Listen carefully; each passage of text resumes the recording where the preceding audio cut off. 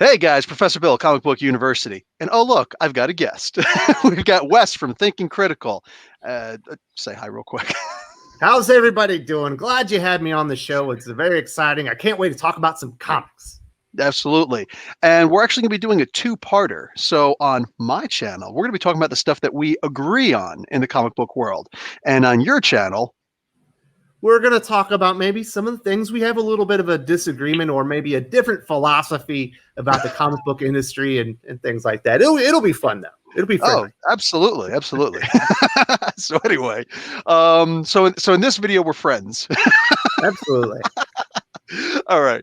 So in general, one of the things that you just got finished talking about that we agree upon is the Valiant Comics. You said from what, 2012 to 2017? Yep. Dinesh Shamdasani had bought the Valiant, name and kind of held it dormant and then relaunched it in 2012. And he was like the chief creative officer from there until 2017 when he was bought out. And it is the best shared comic universe I've ever read. That whole really? Okay. Yes. That's a hell of a 5 years then.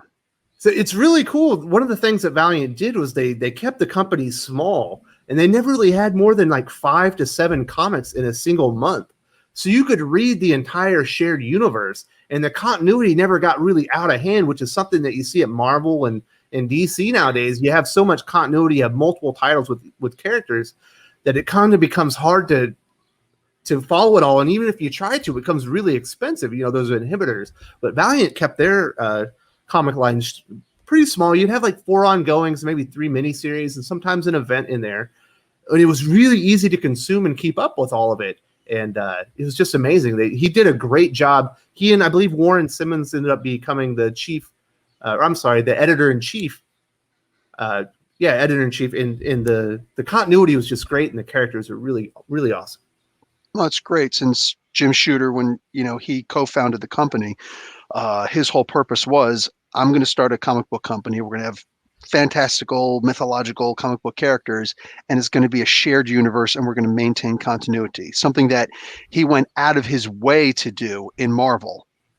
You did a video about Jim Shooter. We were just talking about before we went on air. And that's one of the things that I absolutely loved about Shooter. I think that you guys mostly talked about, who's the person you were with? His name's Eric Breen. He's just like a 45-year comic reader, but I love talking to him because he's really passionate and he's really knowledgeable. He remembers everything. Nice. Sounds like a man after my own heart.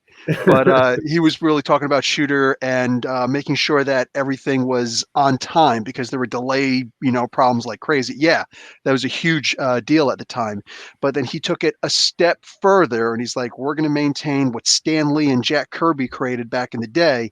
We're actually going to maintain continuity. And he did it in such an amazing way, to me, such an amazing way, where there were editor's notes. And you got to say, hey, look, if we're talking about this right here, you can find that in this comic book. And you say, oh, well, that's interesting. And you go over and read that issue. If you like that issue, maybe you buy more issues, maybe you buy more comic books, and there weren't that many comic books. When I was talking to Jim, I think he said there was like 16 titles that Marvel was producing around that 9-year period that he was editor-in-chief. So it was easy to buy all those books, Yeah, and some of them were, bi-monthly. I believe Uncanny X-Men, when it returned, it wasn't a monthly book. So that's a lot easier to maintain that continuity and really have everyone on the same page. And I think comic readers in a shared comic universe are always stronger for it. Like you read DC right now, and there's like 4 or 5 different Batmans, and they don't always line up. Which in some ways can be frustrating. In some ways is beneficial. If you don't like that version of Batman, maybe you get something different. But I think for a comic purist that wants that shared universe where you get the payoff from reading like a year ago and finally that thing finally happens that you knew should be happening, it always feels good. It really does. It does. And I'd be okay with it if they did something like, here's something where we might start disagreeing a little bit. I'm not sure. Bendis is a very touchy subject for pretty much anybody who's a comic book fan. I like the idea that Bendis created the Ultimate Spider-Man. I think that was back in like the year 2000 or something to that effect. And I thought it was great. And I don't think that his original intent was to make a universe for all the heroes to be in, but that's what it eventually became. He said, I'm not interested in the continuity of all this other stuff. I'm not going to read all those other Spider-Man comic books. I can't blame him. There's a lot of them. So he made in his own continuity, his own Spider universe, and it was a great thing. I loved Ultimate Spider-Man. I liked it better than the stuff that was coming out from Spider-Man at the time. All right, so I actually haven't read the Ultimate Universe, but I've heard nothing but good things about it. I have Comixology Unlimited. I've downloaded the Ultimates. I got the first 3 volumes of Bendis' Spider-Man. I'm excited for it. I don't enjoy Bendis' work right now, but people talk so highly about the Ultimate Universe, and I think that's a great idea. Having an alternate universe that's maybe a little bit more pared down or character-centric, where you can do some of these ideas that they're trying to incorporate into the main line that don't really take. And I think it's actually a really smart idea. And I think that's one of the things that DC is going for with this Generation 5 initiative, this the event that we're moving towards. And I think it's smart. You can get a smaller, pared down universe with different versions of the characters that you can go and play with and do something different where you're not affecting the character history, the character lore of the things that have been built for 80 years. I think there's nothing but benefit for that. Especially if you get the writers that are excited about that and they want to do something different, and you have readers that want something a little bit different. Now you're not causing conflict, which I think is a lot of the problem that we have here in the comic book readership. Is there's a lot of conflict that arises because I like this, well, I don't like this. Well, here there's 2 different things that you can go in, and we can all enjoy it. Agreed. If you have a universe where you state this is a separate universe from that, there shouldn't be any problem. Literally, you don't like it, don't read it, don't buy it, don't solicit it. But I feel like we have to do something because we are at obviously, when one, I don't want to say little virus, I'm not going to try and downplay it, but at the end of the day, when one pandemic comes along and shuts down businesses, and you suddenly realize that comic book companies, or not even the companies, comic book, local comic book shops, even the big ones, can't really survive for more than a month or 2 based on what they're making. That's hard. That means there's really not enough readers out there. There's not enough speculators and not enough story readers, not enough any kind of, character that you're looking for. Even my comic book store, I love my comic book store. You know what I'm saying? They delve into, selling regular toys. They go into doing CGC sales. They go into selling, candy and whatnot because they just don't have enough readers.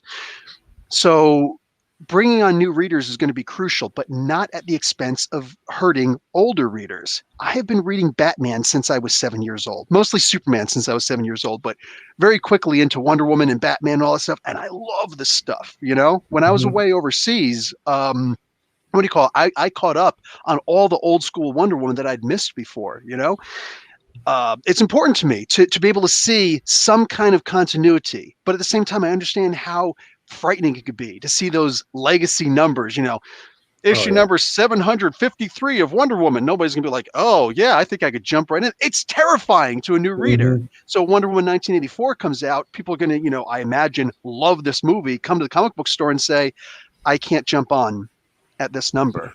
But at the same time, no longtime reader is gonna, look at this and say, we're starting from scratch and have nothing to do at the beginning. You can't trade one for the other. You have to find a way to get both. And having separate universes, I think, is a beautiful idea. Yeah, the best estimates that I've seen, and I've read on this quite a bit, is about 350,000 dedicated comic readers that come into the shop and, buy a comic at least, once a month, on regularly. So the comic readership is a lot smaller than it really should be, especially with the amount of visibility that's out there, with the MCU, even if you think the DCEU isn't all that great, which is how I feel, that's a lot of visibility. Those movies made a ton of money, and they should be bringing in more fans. And, I think the marketing with comic books is a lot of the issue. I think they're too focused in on themselves. There's not a lot of room for expansion out. And it probably is because they don't make enough money. But, can you imagine like a great, Wonder Woman 1984, before that, maybe promoting a new digitally remastered trade of George Perez's Wonder Woman, or even, Gail Simone's. I know not everyone likes her very much, but she read some really great Wonder Woman stories that stand the test of time, as well as Greg Rucka, and getting those out there into the forefront of people's minds, or maybe even, on DC, Universe, you can get these things, as a free trial, promotion type of thing, because there are some great stories out there that movie readers and TV viewers would all love. But the continuity is absolutely important, and you have to have a jumping in point. You have to have that gateway drug. Remember we probably went through the DARE program together. You have to have that gateway drug that gets you into that comic reading, where you realize that maybe it's not so intimidating. Going back and reading the old stuff is more fun than the new stuff right now. Yeah, I did march in a Nancy Reagan DARE parade thing for my school. Absolutely, 100%. But yeah, you literally just named three of besides William Moulton Marston, you named three of the four most important Wonder Woman writers right there. So yeah, we're agreeing on a lot of that stuff, Yeah, there has to be something like that. And realistically, I think that the only comic book that actually paid attention to what happened in the movie, but at the same time already set the stage for the movie, was Shazam. And correct me if I'm wrong, but the only thing that prevented people from really getting into the Shazam comic book was the ridiculous delays. And unfortunately, that came from Dale Eaglesham, but is what it is. He's a great person. I met him. Yeah, Jeff Johns. Jeff Johns is a great writer, as far as I'm concerned. He's the best, modern day DC writer. He can write every character. He pays attention to the continuity, pays attention to the lore, and yeah, his Shazam was much. It was like a family book. It was a family Shazam book, and yeah, Dale Eaglesham is a great artist. So, what are you gonna do? It's the same thing with Gary Franks on Doomsday Clock. Jeff Johns is working with the best artists. You got some delays. Hopefully with everything that's going on, we're at a standstill, and it seems like they did learn the lesson with 3 Jokers coming out, to where let's get ahead of this, and that way we're far ahead by the time we release it. Agreed. Yeah, I've talked to Jason Fabok a lot. He doesn't want to go, live with this stuff in an interview, but he said if you want to, spread this information, by all means. And I've talked to him for like a half an hour at a time on 3 different occasions, where he's like, "Listen, the 3 Jokers to me is one of the greatest stories that I've ever read, and I want this to be my magnum opus when it comes to when somebody says, 'Hey, what's something great that you've drawn?' I want to be able to point to this more than anything else." So I'm like, if it's that good and your art's going to be even better than what I'm used to on like the button and the like, sign me up. I will wait. I'll wait another year. Absolutely. Yeah. Just, some of the previous stuff, it's just so slick, and his renditions of the 3 different Jokers with the crowbar, and it looks gorgeous. There's nothing I'm more excited about moving forward. And I think I'm actually kind of getting on the Generation 5, bandwagon after reading Flash Forward from Scott Lobdell and Brett Booth. That one got me kind of hyped, just kind of seeing what they're going to do. We're going to have this alternate, Age of Apocalypse kind of timeline that maybe we can revisit at a later time. But yeah, Jason Fabok's art looks absolutely amazing there. And Jeff Johns has been thinking about this for a long time. He introduced a concept, during the New 52, kind of at the end. I think it was Darkseid War, an issue of Justice League, and it was one of the first things he introduced in DC Comics Rebirth, or DC Universe Rebirth. So it was one of those huge ideas that that needed to be explored, and I can't wait for it. It's going to be awesome. Nice. I didn't read enough New 52. I had to do a lot of catching up for that. I was overseas when that happened, and no comic books available to me. But so I read Darkseid Wars, and I didn't understand it enough because I didn't read all the prelude stuff to it. So I'll read it again one of these days. Yeah, well, the New 52 is pretty hit and mostly miss, but yeah, I don't know. Justice League isn't one of those titles that people talk about fondly. It's more Batman, Aquaman, and Green Lantern. Those are like the 3 titles that you always hear at New 52 that were still great. Green Lantern was good during New 52? Yeah, Jeff Johns, he didn't really alter it. He just was like, New 52, Shmoo 52. He kind of just kept the Green Lanterns going, and then it transitioned over to Robert Venditti, I believe, at the end. Yeah. He became the new Green Lantern writer. I didn't realize that Johns was still writing that after. Okay, because I know that the New 52 started not too long after the Blackest Night and Brightest Day stuff. So yeah. Go figure. About a trilogy. I accidentally read it backwards. So really? I didn't start reading comics until my 30s, and a lot of these things had already happened. So I read Blackest Night, I read Sinestro Corps War, and then I read Green Lantern Rebirth. Oh, I didn't realize I read it backwards, but talk about a trilogy of Green Lantern books to get in on. You just the amazing art, and Jeff Johns is maybe the greatest Green Lantern writer of all time, period. You know, he's right up there with Ron Mars. Yeah, I'm not going to argue that. Gardner Fox, you know, he's up there in that elite list. He's done so much for the Green Lanterns, and yeah, I mean, I hope they make a trilogy of that movie someday. That'd be amazing. I'm telling you, man, like if they're going to do something, that's what they should definitely be doing. Yeah, 100%. With the movies, you and I, before we went on, we were talking a little bit about the marketing. I have a specialty in marketing with my business degree.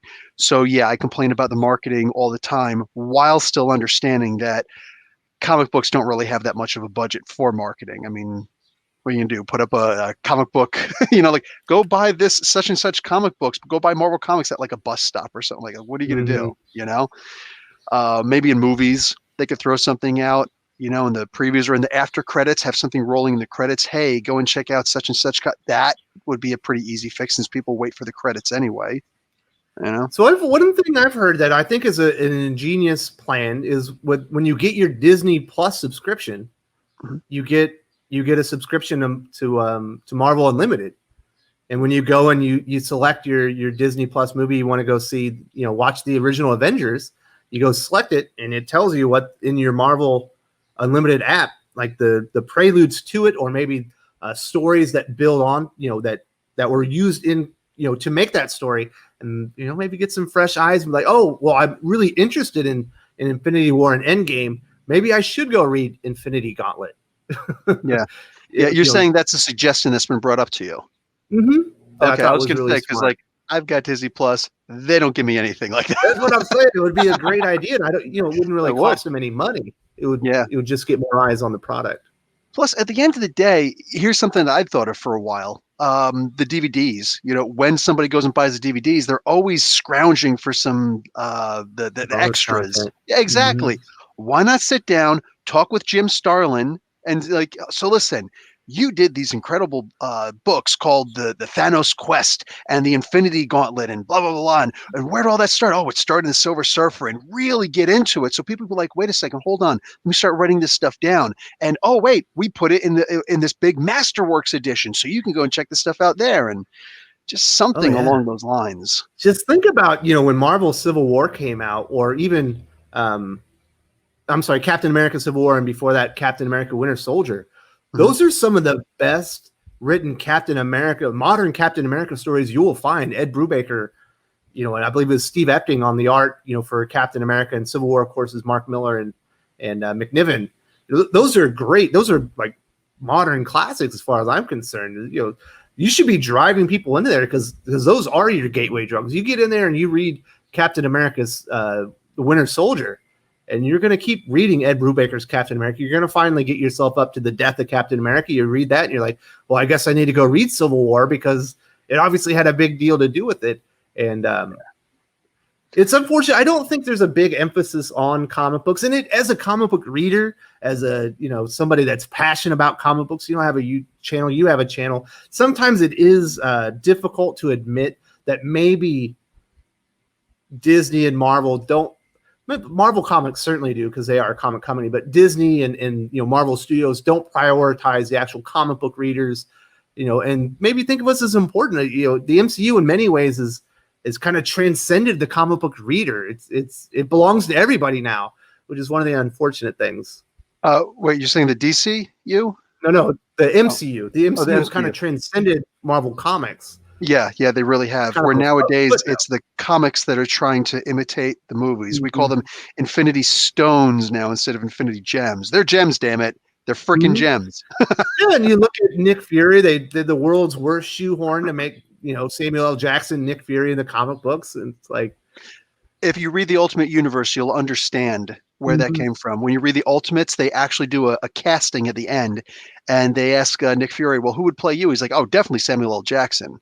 So that was almost mandatory that they had Samuel L. Jackson playing Nick Fury. And plus, they weren't planning on making an Avengers movie when they did that end credit scene. That was just supposed to be like a joke, So no, I think that worked perfectly. Oh, absolutely. Those back in the day, I think it was Captain America number 25 was the death of Captain America. There was actually a press release about it. which Oh yeah. surprised me. I don't remember if this was, I think this was 2008. I could be wrong though. Anyway, they had the death of Captain America. It was a big freaking deal, and like the newspapers were talking about it. And the last time I'd seen a press release about a superhero, being killed in a comic book was the death of Superman, which I think was in '92. I Yep. mean, yeah, these were big deals. And if you can get a press release about something like that, you can make books, you can advertise books, you can put out books, you can direct people to the local comic book stores to get these books. I remember after 9/11, comic books were incorporating that event into a lot of things. I remember, seeing on CNN, I believe, that I think Lois Lane maybe had passed away in 9/11, and maybe even Captain America had passed away while he was trying to save people. There was a couple of characters I know that they, actually made the news at the time. But I can't remember the specifics. I wasn't reading comics then. Yeah, it's no big deal. They did a scene. Not a lot of people liked that. I forget what the issue even was, where they had the heroes for. It wasn't Heroes for Hope. That was an X-Men thing. But anyway, they this is fine. This is probably something that we're going to be talking about when we do the thing on your channel, where the things that we're going to disagree with. But I almost feel like I wonder if we would agree with some of this stuff. When you try to make something and you go out of your way to try and make it like a special episode of Webster or Different Stroke, the old TV shows, they would do that special episode.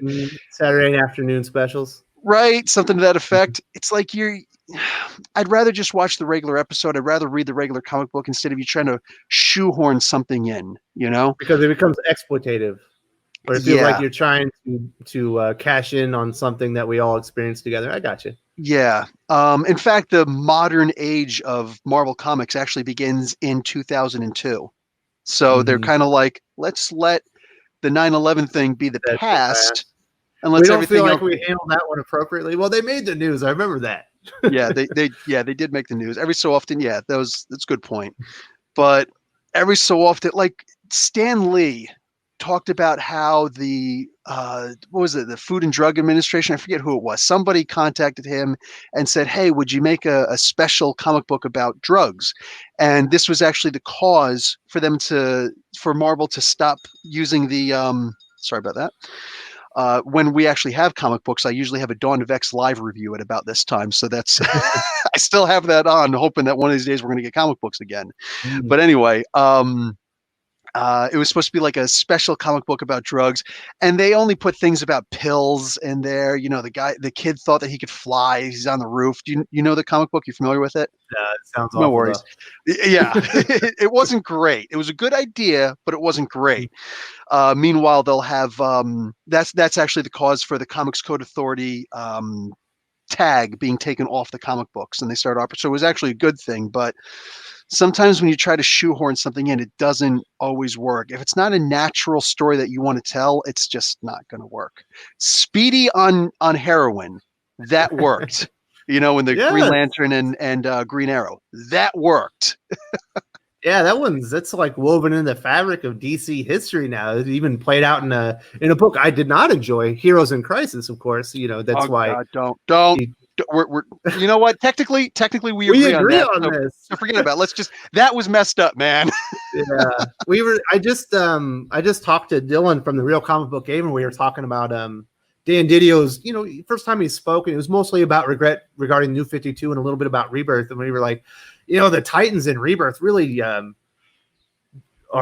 great idea of what happened to Rebirth and maybe why it fell apart. Because when you look at the Titans, Dick Grayson got shot in the head, doesn't know who he is. Tempest, last time we saw him was an alcoholic. Roy Harper had a relapse and died at the hands of Wally West. West became a murderer, and Donna Troy, was infected. They basically wiped them all out. Yeah. Even the infected thing isn't really in continuity. They're showing like the thing with Hawkman. It's like, oh, he wasn't infected. Okay, technically he was, but he was infected a long time ago. Well, why didn't you just so what, they timed that perfectly? I don't get it. Yeah. So. I love Hawkman. Oh, that was such a great comic book. I really feel like the Year of the Villain stuff and tying him in, to that really killed a lot of the momentum. But those first 13 issues are amazing. The first 12 are essentially one really great story arc, and then 13 is like a one shot. But that was amazing. Robert Venditti is my favorite writer, specifically for what he did on Exo Manowar at Valiant Comics. That was his first writing gig as far as floppy comics. I believe he had written Surrogates, maybe, which was a graphic novel. But that was his first writing, gig that he got at a major, not a major publisher, but a comic book publisher. And his reimagining of Exo Manowar was just perfect. That's interesting. I actually have that first edition. It's in pretty good condition. I found it at a thrift store, one of those buyback stores or whatever. I was like, oh, Robert Venditti. I like his Hawkman. So yoink. I liked his Green Lantern. So yeah, I grabbed it. Yeah. Him and Brian Hitch were a great team. They really were. It looked like Hitch was like reinvigorated. No, he really was, because I remember when they were first starting. Hawkman is my second favorite character of all time. Cap is my first. So unlike a lot of people who say, oh, this is my favorite character, I'll say, this is my favorite character, so I'll read everything they do. No. This is my favorite character, so I'm seriously critical with anybody who's writing this character, Yeah. I don't know if we agree or not on Kelly Thompson. I love Kelly Thompson's writing for the most part, but I wouldn't say I had it out with her, but we had a conversation about, I really wasn't a fan of the way that you portrayed Captain America in the Deadpool book. She's like, I'm really sorry you felt that way. And, it was actually in a private message, so it is what it is. But she was like, consider trying the Captain Marvel appearance he's going to be. And it was amazing to me. I was like, okay, that's Cap. That's what I want to see. So, yeah. But actually, I'm not the biggest Kelly Thompson fan, but I will acknowledge that her Mr. and Mrs. X was actually like the best or the second best X-Men comic that was available. Right behind Ed Brisson's, I think he was doing X-Force at the time, which I thought was maybe still a little bit better. And he had done Extermination right before that. That's too funny. I didn't like Brisson's X-Force. I didn't like it as much as Extermination, I'll tell you that. Yeah, no, I hear you. No, it's funny because Brisson is one of those guys who I'm like, if Brisson's writing something, I'm going to like it. The only thing that I ever, kind of pinch my nose about is his X-Force. Everything else I love, Yeah, so. he's a good You writer. look a little bit like him. Do I? Little tiny bit. He doesn't have the beard. Maybe what I've seen, he did. He gets a beard. Dude, he's a Canadian. Canadians have beards. Yeah, his Ghost Rider is one of those, the comics that's coming out right now that's like genuinely underappreciated. It's right up there with Chip Zdarsky's Daredevil. It's like he's got a great Ghost Rider going on. I can't understand, like the Ghost Rider. I guess I kind of get, because there's been too much going on with Ghost Rider, and it's like we're finally getting to it. So I understand that. But the Chip Zdarsky Daredevil, literally, it's the best comic that you're not reading. That I always tell people. It's like the best comic at Marvel. It feels like the fourth season of the Netflix show. Yeah, agreed. Nothing's felt that close. The Marco Cicchetto art, and I kind of feel bad for Juan Ferreira, because I think is a really good artist, but it doesn't quite match up, and so I think it looks maybe not quite as good, because it feels vintage, like it would feel great on a Frank Miller story, but when it follows Marco Cicchetto, I kind of feel, I was like, this is good, but it's Marco Cicchetto is like on fire on that book. Yeah, I'm not going to argue that. Before that, James Tynion IV, I was really into Justice League Dark. That's something that my subscribers were like, Bill, you got to start reading this. I'm like, all right, fine. And wow, that went out of control good. Yeah, so the art in the beginning of it felt so much like an homage to, is it Stephen Bissett that was the artist on Saga of the Swamp Thing? I believe it was with Alan Moore. I think it was Stephen Bissett. But, he was doing a lot of groundbreaking things as far as his paneling and layouts, and you have big things of the Swamp Thing overlooking, and it felt like they were doing a lot of stuff like that. I think it's Martinez Bueno. I can't remember the name of the artist, but they were that book was great there for maybe 8 months. That was maybe the best book in comics, right up there with Immortal Hulk at the time. Yeah. What, you stopped liking Immortal Hulk? You know what? The lead up to issue 25, I felt like I kind of lost its way. And then when I read 25, I was like, I get how it ties in at the end, but this doesn't feel like an Immortal Hulk issue. And Joe Bennett's art was probably my favorite thing about it. There's really none of it in there. And then, kind of fell off after that. This is an expensive comic, and it was an expensive comic, and I didn't have a great experience with it. So I definitely got soured on Immortal Hulk after 25. I gotcha. I admit Bennett and Mounts are one of the best things about that book. Forget about it. But Yeah. yeah, I talked to Al Ewing. I actually did a phone interview. I was really lucky to get that. They said he said how you know, I just talked about in general how he really likes the cosmic stuff and all this crazy stuff that he's doing. Absolutely. So although I never expected him to go cosmic with the Immortal Hulk when this started off so Hitchcock-like, it's interesting how he just that's his mindset. He's like, I'm going to move everything into the cosmic eventually. You know, Mm-hmm. who are Steve Ditko, obviously Stan Lee, but for the most part, Steve Ditko, Jim Starlin, and Jack Kirby are the three main heads of Marvel that created the Marvel Cosmic Universe. But if you had to add a fourth, it would have to be Al Ewing because of all the stuff that he's done, you know, in the Ultimates 2 books and a lot of other books he's done. And also, you'd have to give a little special thanks to Donny Cates, who really reinvigorated interest in the cosmic universe with his Thanos wins. I think his Guardians of the Galaxy was really great. It kind of got more interest in there. Now we get, Annihilation Scourge, new Guardians of the Galaxy with Al Ewing, and it seems like, Thor has gone cosmic too. Oh, 100%. Yeah. Well, I guess it always kind of should have, Mm-hmm. it's not on Earth for crying out loud, unless you're talking about Broxton, Oklahoma. But what do you call it? Yeah, Cates did something special with that. Shoot, I was thinking of something else too, and is what it is. Anyway, what else? What else do we agree on? Oh, well, I don't know if you agree on this, but if you are not reading IDW's The Kill Lock, you are missing out on the best sci-fi comic in the industry right now. I don't know if you know who Livio Ramondelli is. Heard the last name. I think I know his name. He's an artist Italian, from right? Transformers. Yeah, he's a Transformers artist. Okay. So he's writing and illustrating this, and it's about, like a robot culture, kind of, in the distance of space. It's nothing to do with Earth or whatever, but it's about these 4 robots. There's one that he's like an engineer that's kind of crazy. There's an enormous like warrior class robot, and I read the first issue. Mm-hmm. Yeah, I read the first issue. Was the second issue delayed or something like that? I don't think it was. I think we're up on issue 4 by now, but I've been reading that one. If you aren't reading that one, it's got some of the best illustrations and one of the coolest, weirdest stories about these 4 robots that are connected. Once one of them dies, yes, they're all going to die because they got a death sentence. And then you find out that the 4th robot who's dead is like a little kid robot. Yeah. He had a defect when they built him on the line. And in that culture, if you have a defect, you get sentenced to death. So the 3 older robots are trying to unhook themselves so they can save the young one. It's just such a good story.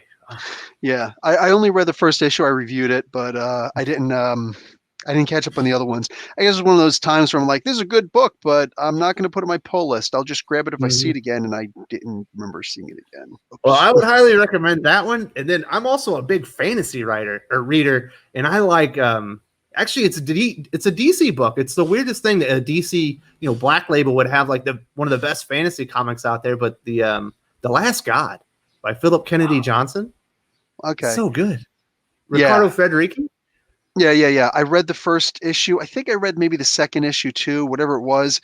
I thought it was pretty good. It wasn't exactly my style, and I felt that it was dragging, but I also didn't realize at the time that it was going to be an ongoing.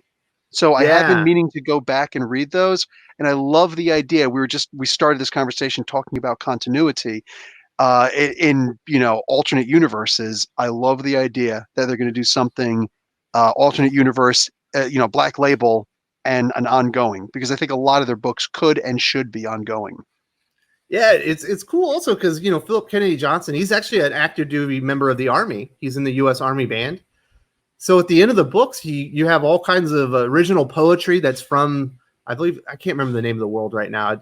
I think it's Arcana, but I'm probably mixing that up with something else. And there's also original music that he's written that you can play. And there's going to be like an add-on book with like all the mythology of the world that was supposed to come out the week that comics got turned off. Oh, that's not too shabby at all. All right, so this reminds me of the Dragonlance novels back when I was a kid. Your music pumped in. I think the Lord of the Rings did too. Oh, nice. I dig on that. All right. So those What are else? kind of the two off the radar comics that I'm really enjoying right now that I think are great. All right. Yeah, and I always like looking into that. Yeah, I remember that Villa Lobos, the Ramon? Tillock. Yeah.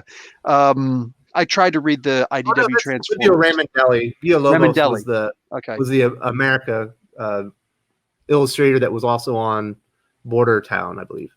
Okay. Okay. Yeah, so many independent comic books, man. I really do try, but sometimes I'm just reading way too much. So Absolutely. it's changed now, not reading anything. Mhm. Yeah, it's all I'm all catching up on things that I missed out, so I started reading a little bit later. Nice. So what are you reading right now that you have time to go back and read old stuff? All right, so I just finished Superman Up, Up, and Away, which I'd actually already read, but I'm about to do a special on the channel for it. We're going to talk about that one and John Byrne's Man of Steel. I've got all those Ultimate books lined up. I got the Ultimates with Mark Miller, and then the Bendis Ultimate Spider-Man books that I've got in the pipeline. I'm also going to do some X-Wing Squadron, no, Rogue Squadron omnibus that I'm really excited about. Nice. All right, awesome. Yeah, you got a couple of good ones in there. I think you're gonna really dig. All right, don't go too far in the Ultimate Universe for Spider-Man. Once you get up to that Venom thing, it's a little bit weird. It gets really wonky, right. but it's still worth it. Anyway, Absolutely. all right, cool. And yeah, I'm literally just reading some old stuff back in the shooter and post-shooter, immediately post-shooter era. It's just my favorite time in comic books, but it is what it is. That's the best 8 years in comics is that his run at Marvel. That's like he had I think 4, maybe the 10 greatest runs in comic book history right there. Yeah, he really did under his watch. Although he admits that Thor was really out of his control. He had no say in that whatsoever. Walter Simon was going to do what he wanted to do, and he just what did he call him? He said that he's a big gun. You just can't aim him. Fortunately, he was aiming in the right direction. Hey, one of the things about being a good leader, and I certainly learned this in the military, is if you have a person that is a hands-off kind of guy, you be hands-off with them, and you let them do their thing, and then you get to take the credit. Yeah, right? Exactly. Okay, actually, you know what? We're talking about things that we agree on with each other here. So I'm going to bring this up. The Snowflake and Safe space stuff. The new Warriors. Mm-hmm. All right. I have a feeling that we're going to agree on this more than disagree. Maybe. So, talk about it here. Start talking about it here. Well, let's do it on the other channel. We went for 35 minutes here. Did we? We did. 36. Oh my God. Okay, fine. I'll talk to you in a couple minutes. So, guys, we're about to cancel this, but go and find about the same time. What do you think? 5 o'clock in the a.m., 5 o'clock p.m. for you. Mm-hmm. Yep. Whatever day that you want to load them up, mine will be ready. Okay, done. Yeah, I'm going to edit this as soon as we're finished talking on your channel. So we're going to finish this one up right now. We're going to wrap this up, and then I'm going to go over on his channel, Thinking Critical, and we're going to continue this discussion, but with stuff that we maybe don't necessarily disagree on, see if we can get ourselves into a fist fight. With, social distancing. I mean. Absolutely. Thank you for having me. I really appreciate it. This is a lot of fun. No worries, man. All right. I'll talk to you in a couple minutes. You guys will see that minute. Whatever. We're out of here. All right. Professor Bill and Wes, Comic Book University. Class dismissed.